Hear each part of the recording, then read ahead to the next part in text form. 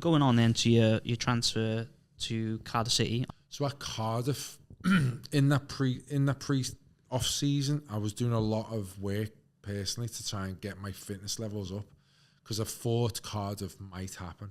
I was thinking this could be the case, or if not Cardiff, somewhere else in the Championship. And I wanted to have at least one really good season before I retired, 1 or 2 seasons. So I was giving it everything. So when Cardiff and Paul was there, it was like perfect. I moved my family down, and I was in okay shape. It was going okay, but when I went in there, it was kind of like I was the signing to turn it round. That was kind of the thing, which I didn't realise at the time. I didn't realise how much pressure Trolls was under. So I was obviously trying my best, but it was, by the time I got in there, it was, what's the right word? Fighting a losing battle comes to mind. Yeah. And not everyone was wanting Trolls to turn it round. That's not everyone pulling in the same direction to try and... Kind of, which I was not surprised with, because in every team, if you're not playing and the manager's not doing well, you want the manager to get sacked. That's a fact. Yeah. And that's just the way it is. By the time I'd come in, I think they was expecting a better version of myself. And I think that was kind of when they realised that I wasn't. I still feel like I was offering and I was providing a lot of things for Cardiff, and I felt I was gonna get better as the season went on. Yeah. I needed to give that instant impact for Trolls, and I couldn't do it. I couldn't do it, which ultimately cost him his job. Though I'm not saying that. I don't think it was me cost him his ball. Yeah, but if you would have come in and scored, yes, I don't know, 10 goals, or maybe that's too much, maybe 5 goals, then yeah, it's pressure's off. Yes. He's got more time to embed his philosophy and change the style of play. So I was fighting for Trolls to try and turn it round, where I think others was kind of, it's probably better to change the manager now. And obviously, as it worked out, Warnocks come in, and I think he was that kind of, which he's good at. He revitalised all the players who were said was a little bit disheartened with what was happening before. He revitalised that. And he kind of, I feel like he was making an example out of me to steer on other players who was like ahead of me. And then that was it. That was my period done at Cardiff as well. And yeah, what frustrates me about it is that me and him had an okay relationship.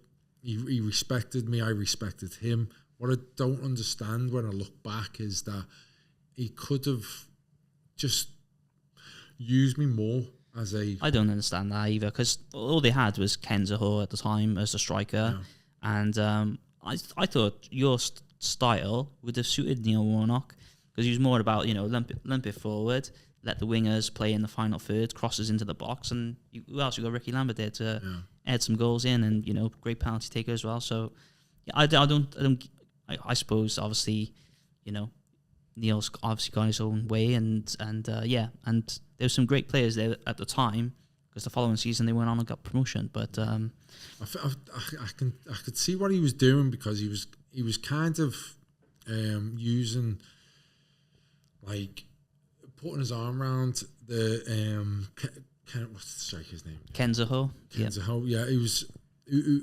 was not favoured by Trolls whatsoever. So he was like, "I need you. You're my man." Right. Okay. Do you know what I mean? And that's what, and I would have loved that as a younger striker. I would have loved that attention. And that's the way he got him to do what he needed, and he was brilliant. He like came from the completely not being a part of Trolls to being the main man. So he was like, I need you to succeed here because I've got no one else, kind of thing. Yeah. Where I kind of thought like, well, let me try and help. Like if when you're struggling to get a goal, bring me off the bench. And but he just kind of didn't want me a part of it at all. So you're cast aside at this point. You've not even. He said he wouldn't. He wanted me out of the club. Right. He wanted me on loan. He wanted me out. But he showed me the respect. He said that he's not going to let me train with the young kids. So I was like, listen, I'm not going to go out on loan. I'm not going to be giving up the contract, basically. So you're going to have to sort the contract out. And of course, by this point, your agent's pretty dab hand at negotiating and whatnot. Yeah. What about Peter Whittingham? I got to ask you. What was he like in training? Because by all accounts, brilliant left foot. Brilliant. And brilliant. Proper lads as well. Great character. Dry sense of humour. So funny. Ruthless. Really? Ruthless. Could be ruthless, but so quick, so sharp. But brilliant footy player. Like left foot, like a wand. And it was a pleasure to play with. Like I said, I did enjoy Cardiff. I wished it would have went better, and I loved the little period I did have playing. Obviously I wish it would have went different, but with him, I mean, it was just I couldn't believe what happened. Could not believe what happened, and that he's not with us no more. And I can imagine what it meant to the Cardiff fans because he was loved. Yeah, it's Cardiff legend. It's it was just devastating to lose him so young. But and I didn't know the guy, but you can't help but feel like you know him because you watch him. Every week I was with him for a year, mate, and he was a great lad, absolute great character to have. Okay. And just going into the exit now, do you want to? Yeah, are you still on that topic? Or Just your exit from Cardiff. Obviously, you made him pay you up, which is they offered you the contract. Yeah. So you're not going to probably like this side of the thing. Hey, it's business is business, isn't it? Hey, but at the end of the day, they're your employer, and they offered you the deal, and if they're not using you, then it's a business transaction at the end of the day. So from this moment, mate, I was trying to. Obviously try and get as much money in for myself and my family. And it was obviously, as every player does when you've been given a 2-year contract and the manager's trying to get you out after one. There's a negotiation and they were being very hard on the negotiations. We were coming nowhere near each other. So it was kind of left in the off season as well. I see in the pre-season then. So that's the kind of thing the way it was. But I'd already brought my family back home from Cardiff because the season had finished, and I took them out of school, put them into school in Liverpool, because we wasn't going to stay in Cardiff. Yeah, and it was if I have to go back, it'll just be me going back to Cardiff. But I did not want to go back, mate. By this point, So you're living in Liverpool now, then? Yes. You're still contracted. Physically and mentally, I was in Liverpool. You'd just be turning up for the thing, wouldn't it? Because after you've been told we want to get rid of you, it's like, well, still got a year left, so I'm having my year, thanks, and then I'll go. But so that was it. I didn't want to go back. I didn't want to go to a place that wasn't wanted. But I knew I had a year, so it was like, and it was too. I would love to have said, "Don't worry about it." Like just give me that. Well, I couldn't. Yeah. It meant too much to me financially to just wave that away. So I had to fight for it. And like I said, it went to the final day. And me and Tom was like, "You're gonna have to go. Like, you're coming nowhere near." It's like, fuck. my body was in bits by this point. Like my back was really playing up. Like again, like I said, this was the third year now that the back half of the season I didn't play any football whatsoever. So and then I was like going back to pre-season. I was like, I can't imagine what I'm going to be like here. So I was like, what do I do? So Thomas was like, you're going to have to go. So I went. Oh no, Thomas was like, just accept it. And Amy, my wife, was like, just take it. I was like, no. No, he'll fold. He'll fold. He'll give me what I want.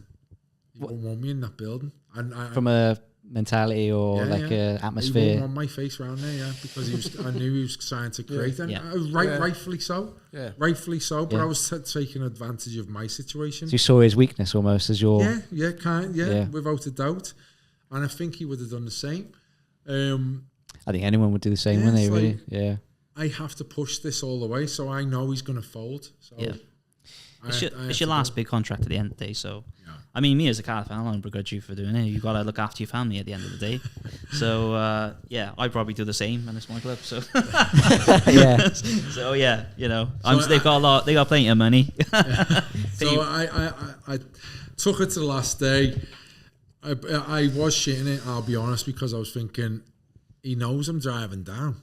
And he's still... So is he on the phone ringing and just going... Yeah. So I was like, I'll see you in trains. And they were like, okay, see ya. Brilliant. Standoff.